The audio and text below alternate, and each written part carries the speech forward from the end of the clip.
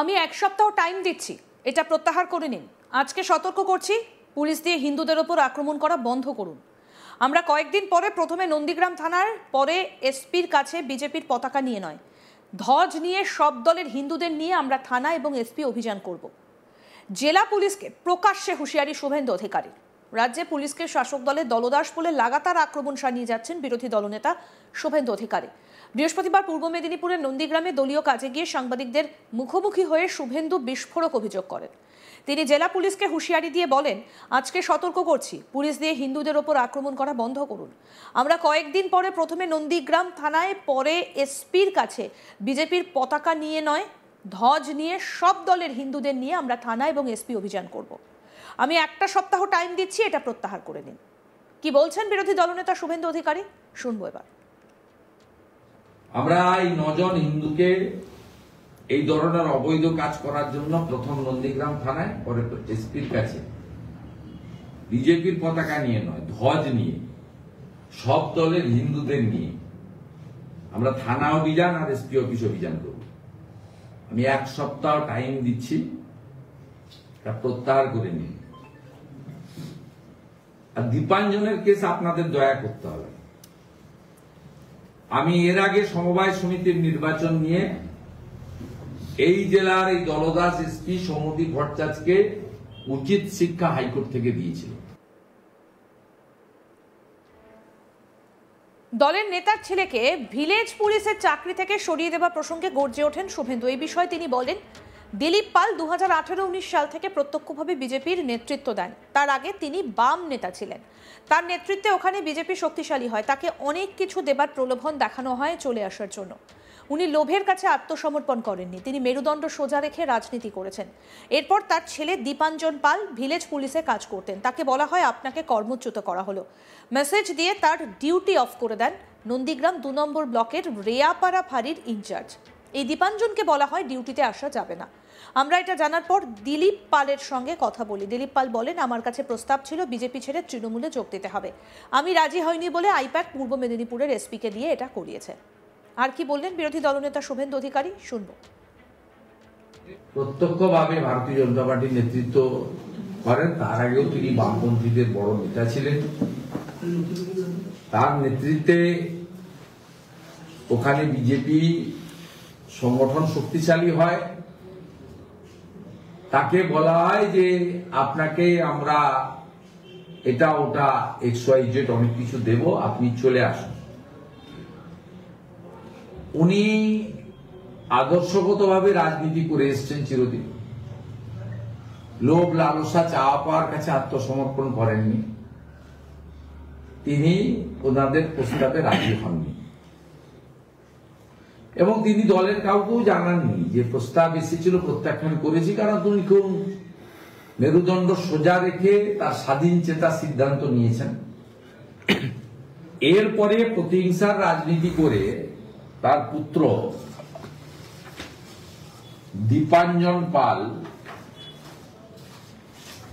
Village পুলিশে কাজ করত আহমেদাবাদে। তাকে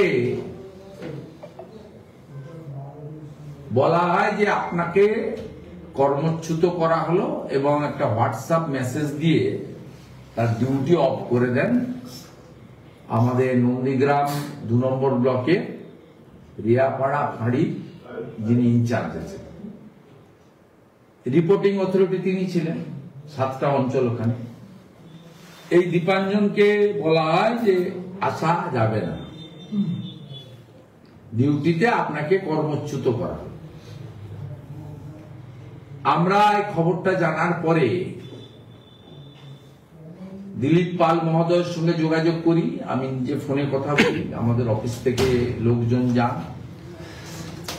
বাবু সহ ওখানকার পার্টির নেতারা, মমতা মাইতি ভাইস চেয়ারপারসন, তারাও সেখানে যান, খোঁজ খবর নেন। খোঁজ খবর নেওয়ার পরে দিলীপ পাল বলেন যে আমার কাছে প্রস্তাব ছিল বিজেপি ছাড়তে হবে, তৃণমূলে যোগ দিতে হবে, আমি রাজি হইনি বলে আইপ্যাক পূর্ব মেদিনীপুরের এসপি সৌমদীপ ভট্টাচার্যকে দিয়ে এটা করেছে। এমনি ভিলেজ পুলিশ বা সিভিক ভলেন্টিয়ারদের চাকরির কোনো গ্যারেন্টি নেই, এদের সামান্য 9,000 10,000 টাকা বেতন দেওয়া হয়, রিনিউয়াল সিস্টেম। তারপরেও এই ধরনের প্রতিহিংসার রাজনীতি, এই সৌম্যদী ভট্টাচার্য বলে এখানে একটা চটি চাটা এসপি আছেন, তাকে দিয়েই নোংরা কাজটা আইপ্যাক করিয়েছে। আমি আপনাদের মাধ্যমে এই প্রতিহিংসার রাজনীতিকে সামনে আনলাম, কিন্তু ভাববেন না যে এটাই শেষ। ইতিমধ্যে দীপাঞ্জন পাল কলকাতা হাইকোর্টে গেছেন, কলকাতা হাইকোর্ট মামলা গ্রহণ করেছে। আমরা আশাবাদী আগামী সপ্তাহে এই মামলা উঠবে এবং গোটা রাজ্যের মধ্যে মুখ্যমন্ত্রী মমতা ব্যানার্জিকে হারানো নন্দীগ্রাম এক্ষেত্রেও নজির সৃষ্টি করবে, এটা আমি বিশ্বাস করি, আইনের উপর পূর্ণ ভরসা রেখে। আর যতক্ষণ পর্যন্ত আইনের মাধ্যমে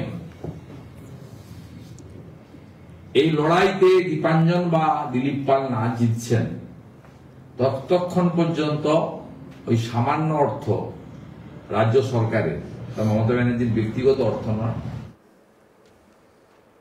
তিনি আরো বলেন, এখানে হিন্দুদের ওপর অত্যাচার চলছে। পশ্চিমবঙ্গ সরকার অনুমোদিত পুলিশ ওয়েলফেয়ার অ্যাসোসিয়েশন ইতিমধ্যে দীঘাতে ঘোষণা করেছেন তারা মমতা ব্যানার্জিকে চতুর্থবারের জন্য মুখ্যমন্ত্রী করতে চান। মে মাস পর্যন্ত এই অভিযান চলবে। কি বলছেন বিরোধী দলনেতা শুভেন্দু অধিকারী, শুনব। বিশেষ করে দিলীপ পালকে পাশে রেখে প্রতিহিংসার রাজনীতি, বেআইনি কাজ কিভাবে করছে পুলিশ, মমতা পুলিশ, তার উদাহরণ আমি এখানে তুলে ধরলাম। আইনি লড়াই হবে, মানুষকে নিয়ে আন্দোলন হবে, কারণ এই সৌম্যদী ভট্টাচার্যদের উপস্থিতিতে পশ্চিমবঙ্গ সরকার অনুমোদিত পুলিশ ওয়েলফেয়ার অ্যাসোসিয়েশন ইতিমধ্যে দীঘাতে ঘোষণা করেছেন আপনাদের মিডিয়ার সামনে যে তারা মমতা ব্যানার্জিকে চতুর্থবারের জন্য মুখ্যমন্ত্রী করতে চান এবং মে মাস পর্যন্ত তাদের এই অভিযান চলবে। এই অভিযান হচ্ছে হিন্দু সিভিক ভলেন্টিয়ারদের থানার বাইরে ট্রান্সফার, বিজেপি নেতার পুত্র দল ছাড়েনি বলে, দল বদলায়নি বলে তাকে ভিলেজ পুলিশ থেকে কর্মচ্যুত। এই হচ্ছে এদের কাজের নমুনা, অত্যাচারের নমুনা, প্রতিহিংসার নমুনা। আরো আপডেট পেতে দেখতে থাকুন আজ তাক বাংলা। সাবস্ক্রাইব করুন, নোটিফিকেশন পেতে বেল বাটন অপশন প্রেস করুন।